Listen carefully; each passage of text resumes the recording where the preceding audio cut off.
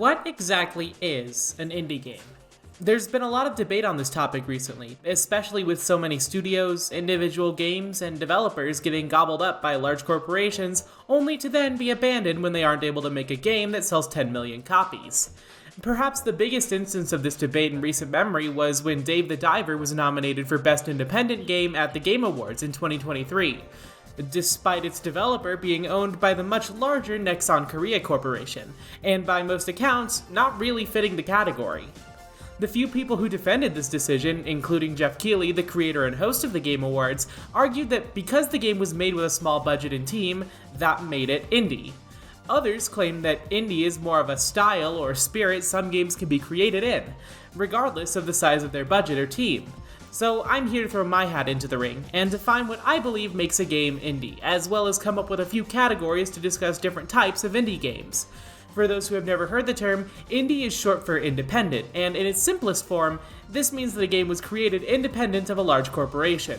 So if your studio is owned or directly funded by someone like Microsoft, Sony, Nintendo, or EA, since those are apparently the only large gaming conglomerates that haven't bought each other out yet, your games aren't indie. There have been notable examples of indie studios collaborating with larger companies, like Cuphead being released on Xbox before other platforms due to a publishing deal with Microsoft, or Crypt of the Necrodancer developer Brace Yourself Games being commissioned by Nintendo to create Cadence of Hyrule, but these cases are relatively rare. Throughout this video, I'll be defining a series of labels by which to categorize indie games, to hopefully make it a little bit easier to be more specific when we discuss different types of them. Most of what we would nowadays consider to be indie games can be traced back to the early 2000s, and this was in no small part due to the advent of the internet and online storefronts. Suddenly, you didn't need to be able to manufacture thousands of discs and make deals with stores to sell your games. One popular method of sharing games during the late 90s and early 2000s was freeware, i.e. free software that could be downloaded to your computer via a simple link. What better way to garner a massive audience than by releasing your game for free on a platform that most people were starting to get their hands on? And that was exactly what happened in 2004 with Cave Story. Created almost single-handedly by Daisuke Amaya, also known as Pixel, Cave Story is a 2D exploration game heavily inspired by the likes of Metroid and Castlevania, a genre that would later come to be known as Metroidvania. In these types of games, the player usually explores one large interconnected world, with their progress in certain areas requiring them to backtrack to previous areas and acquire an item or ability that allows them to progress. Amaya chose to make the game with a simplistic, retro-inspired art style, as it made the work far more manageable for him as a single developer, rather than using 3D graphics. The influence this had on future indie games cannot be overstated. This simplistic style has become intrinsically associated with indie games in the past 20 years, and that's why we'll be calling this category simplistic games. Cave Story was a massive success and has been remade and re-released on numerous platforms since then, even as early as 2010 on Nintendo's Wii Shop channel. It is unquestionably one of the most influential and important indie games of all time. However, its reach doesn't even come close to our next topic.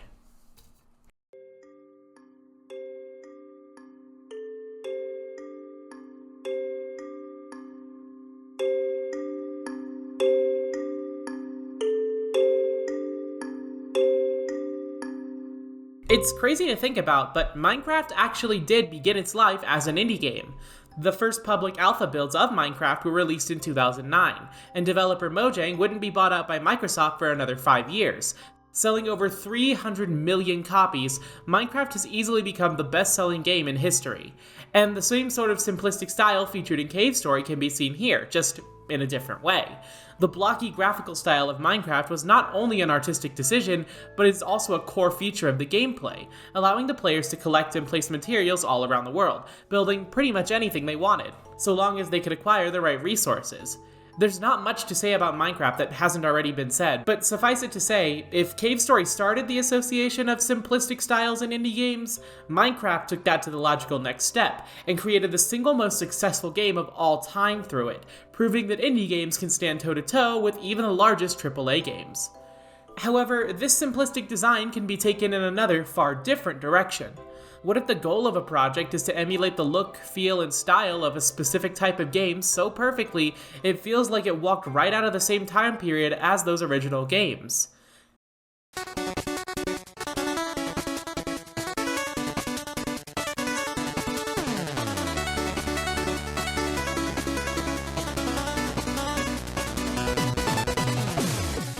Such is the tale of Shovel Knight, another one of the most influential indie games of all time. Shovel Knight was one of the first major indie games to be crowdfunded on Kickstarter, meaning that the vast majority of its funding came from thousands of people across the internet pitching in to help this game see the light of day. As a result, Shovel Knight released in 2014 as a 2D platformer heavily inspired by Nintendo Entertainment System games, like Mega Man, Castlevania, and Capcom's DuckTales. However, it manages to carve out its own unique identity, not pulling from any one source too directly, and ends up feeling like a game that reasonably could have released during the late 80s, just with modern levels of polish and presentation. Additionally, the developers at Yacht Club Games continue to support the game for years after its launch. As a result of meeting various stretch goals beyond the initial funding on their Kickstarter, Yacht Club essentially created 3 additional games featuring various boss knights from the main game as playable characters, plus a multiplayer platform fighter, all within Shovel Knight at no additional cost to the people who bought the game to start with. Shovel Knight's incredible popularity led to him being a sort of mascot for indie games throughout the mid to late 2010s, even appearing in a few AAA games as a cameo, like in Super Smash Bros. Ultimate. Shovel Knight here can start the category of legacy games, which are designed to call back to a prior era of gaming while still being a modern release. Another game that would fit in the legacy games category is the wildly popular Undertale. Heavily inspired by early modern setting role-playing games like Earthbound, Undertale was created by Toby Fox, a developer with an absurdist sense of humor that comes through most of his games. However, one of the most notable things about Undertale is the way that it uses the medium of video games to tell its narrative. The core selling point of the game is that, unlike most RPGs, where direct combat and violence with your various opponents is the only way to progress, Undertale allows you to negotiate your way out of most fights, sparing the monsters and affecting the narrative as you do so. The narrative also breaks the fourth wall frequently, with a few major characters being seemingly aware of the fact that they exist within a game, being able to abuse the game's mechanics to further their own goals. Undertale went on to become a massive success due to its charming, well-written characters, simplistic art style, and engaging gameplay, and spawned a pseudo-sequel in the form of Deltarune, which is currently in development with a lengthy demo available for people to try now. Now, what's the difference between a legacy game and something like, say, Micromages? Micromages is a game created within the limitations of the original NES, and unlike most legacy games, it can actually be played on a real NES. They even produced and sold actual physical cartridges of it. I believe this fact alone classifies these games as something entirely unique, a category I'd like to call unlicensed games.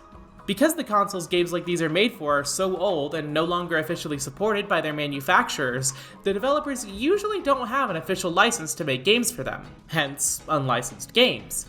Fan games could also fit in this category, those being games that are made with the base of an existing franchise, but have no official involvement from the companies that own said franchise. Sonic the Hedgehog, Mega Man, and the aforementioned Undertale are a few games with large active fan game communities, with many of said projects being considered better than official releases in their respective series. However, the past few years have seen a major shift in the indie landscape. Legacy games, while still existing for sure, have become less and less common in favor of extraordinarily high-quality passion projects that stand toe-to-toe with some of the output from larger studios. Most of these games are in genres that are often neglected by said large studios, as they aren't the type of massive games with wide appeal these companies want. However, these games still manage to find large audiences usually, through the sheer quality and passion poured into them.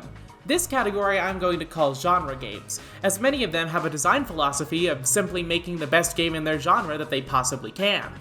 A good example of this would be the aforementioned Metroidvania. See, despite being one of the progenitors of the genre, and a full half of its namesake, Nintendo stopped producing traditional 2D Metroid games between 2004's Metroid Fusion and 2017's Samus Returns, which was itself just a remake of Metroid 2. We wouldn't get another fully original 2D Metroid until 2021 with Metroid Dread. That's a near 20-year gap, and most other ongoing Metroidvania series dropped off the map around this same period. So what happened? Did people just stop playing Metroidvanias for 20 years? No, of course not. Instead, this is where indie developers picked up the slack and said, what if these companies had never stopped making Metroidvanias? What if the genre had continued to evolve? And that is where we come upon the masterpiece that is Hollow Knight.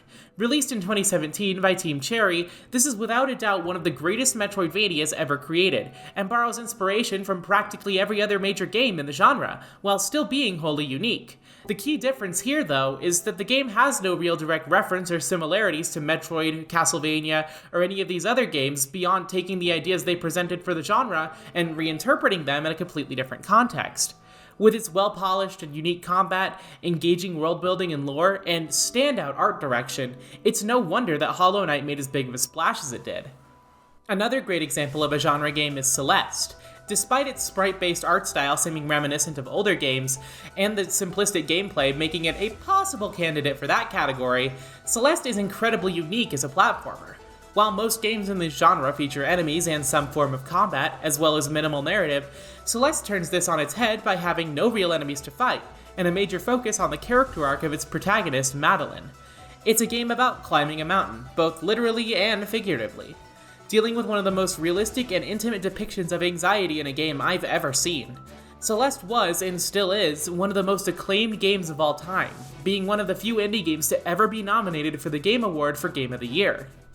And finally, one of the most relevant games to this particular discussion now is, of course, Hades.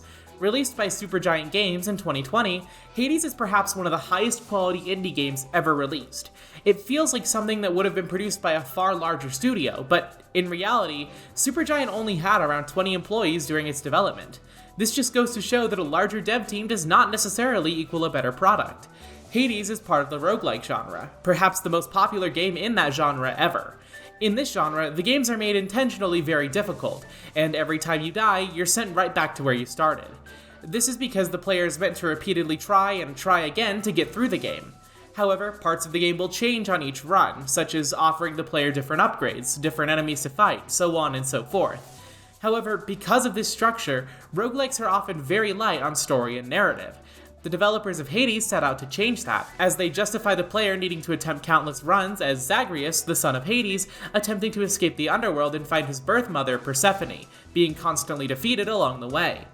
Through its gorgeous character and environment design, tightly crafted gameplay, and excellent story and characterization, Hades became one of the most popular games of 2020, with its sequel having just entered early access.